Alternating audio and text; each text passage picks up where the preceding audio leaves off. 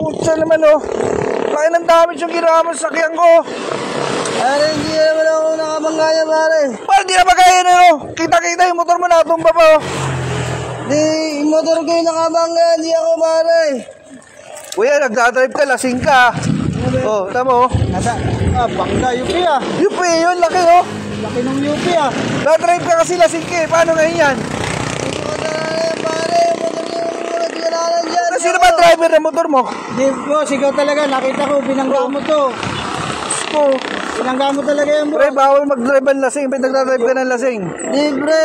May lisensya ka ba, pre? Meron po. Ay, na paano ngayon yan? Huwag mong galawin kasi... Ano galawin? Binibidyo ko eh. Para makita kasi... Hindi, tumutumba kuya eh. Tumutumba. Paano ngayon yan eh? Bilangga mo nga eh. Tumutumba nga. Lasing ka pa. Oh. Grabe ka kuya. Pipilit mo pa na hindi ikaw bumangga. Kitang-kita ka na nga dyan oh.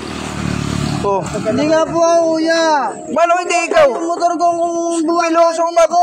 Motor mo bumangga. Sino ba driver ng motor mo? Ako, yung driver. Yung motor ang bumangga. Ikaw nga kuya bumangga rito. Nakita ko. Grabe naman doon lasing. Ako yung ano mo. Paano yan kuya? Bayaran mo na lang. Kaya naman papayag ko dyan. Yung motor ko lang bumangga. Hindi naman ako eh.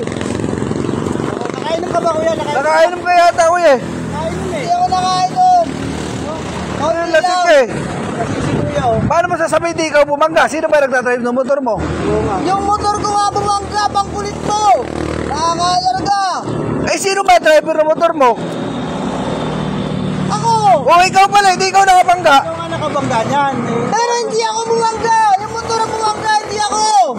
Kuya ba? Nakakalarga eh! Kuya, lasing ka ba? Hindi niya! Paano mo sasabihin hindi ikaw bumangga? Ikaw ang nagdadrive ng motor. Bayaran mo yan kuya. Hindi ikaw ang bumangga niyan. Ang legalin nyo, nakakasar ako eh! Uuwi na ako! Ano mo, laki ng zero. Paano uuwi? Pag-usapan natin yan, bayaran mo yan kuya.